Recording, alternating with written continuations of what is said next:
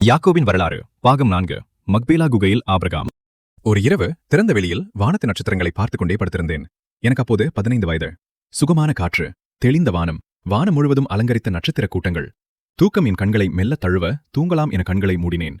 அப்போது யாரோ என் அருகில் அமர்ந்து மெல்ல என் தலையை வருடியதை உணர்ந்தேன். இந்த நேரத்தில் யார்? திடுக்கிட்டு எழுந்தேன். ஆகா, என் அருமை தாத்தா ஆபிரகாம். என் தூக்கம் பறந்தது. இன்று என்ன கதை தாத்தா, சொல்லுங்கள் என்று ஆவலாய் என் தாத்தா முகத்தை பார்த்தேன். என்ன இது என்றுமில்லாமல் மிக சோர்வாயிருக்கிறாரே? என்ன ஆச்சு தாத்தா? இந்த 15 வருடங்களாக இப்படி உங்களை பார்த்ததில்லையே. என்ன ஆனது இன்று? உடல்நிலை சரியில்லையா என கேட்டேன். இல்லை மகனே, கர்த்தரின் தயவால் பூரண நலத்துடன் உள்ளேன். 175 ஆண்டுகளை கடந்துவிட்டேன். இதில் ஒரு முறை கூட உடல் நலம் சரியில்லை என்று நான் படுத்ததில்லை. தேவன் என்னை, நீ கிழக்கும் மேற்கும் வடக்கும் தெற்கும் எம்மட்டோ அம்மட்டும் நடந்து திரி.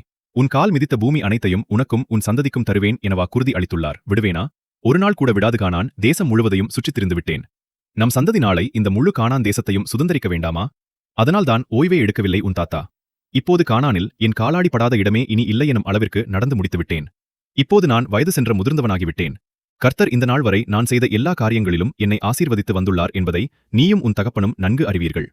இது எனது கடைசி இரவு. ஆதலால் மகனே யாக்கோபு, இன்று உனக்குச் சொல்லப் போவதை கவனமாகக் கேள். உன் சந்ததி வானத்து நட்சத்திரங்களைப் போலவும் பூமியின் துளை போலவும் இருக்கும்.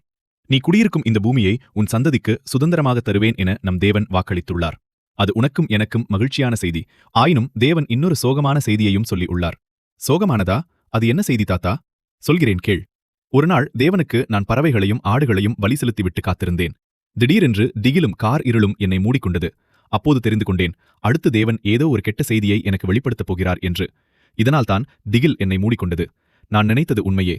கர்த்தர் என்னை நோக்கி, உன் சந்ததியார் தங்களுடையதல்லாத அந்நிய தேசத்திலே பரதேசிகளாயிருந்து அத்தேசத்தாரை சேவிப்பார்கள் என்றும் அவர்களால் 400 வருஷம் உபத்திரவப்படுவார்கள் என்றும் நீ நிச்சயமாய் அறியக் கடவாய். இவர்கள் சேவிக்கும் ஜாதிகளை நான் நியாயம் தீர்ப்பேன். பின்பு 4ஆம் தலைமுறையில் மிகுந்த பொருள்களுடனே புறப்பட்டு வருவார்கள். நீ சமாதானத்தோடே உன் பிதாக்களிடத்தில் சேருவாய்.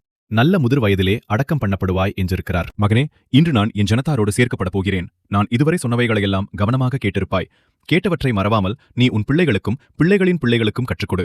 தேவன் உன்னோடு இருக்கிறார், விடை கொடு என்றார். தாத்தா, உங்களிடம் கடைசியாக ஒரு கேள்வி. வானத்து நட்சத்திரத்தைப் போல இருக்கப் போகும் சந்ததி யாருடையது? ஏசாவா, யாக்கோபா? நான் கேட்டேன். அதற்கு, எனக்கு தெரியாது மகனே.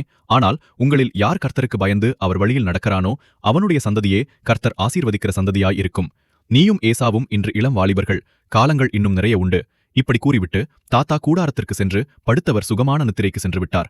என் தேவனாகிய கர்த்தருக்கு மட்டும் பயந்து உன் வழிகளிலெல்லாம் அவனை நினைத்துக்கொள். பயப்படாதே, தேவன் உன்னோடு இருக்கிறார். இப்படி சொல்லி உறங்கச் சென்ற தாத்தாவிற்கு அதுவே கடைசி இரவானது.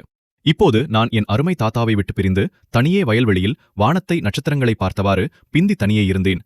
மறுநாள் என் தகப்பன் ஈசாக்கும் இஸ்மவேலும் அவரை மக்பேலா எனப்பட்ட குகையிலே நல்லடக்கம் செய்தார்கள். யாக்கோபின் வரலாறு பாகம் 4 முடிந்தது. அப்புறம் என்ன நடந்தது தெரிந்து கொள்ள வாருங்கள் 5ஆம் பகுதிக்கு.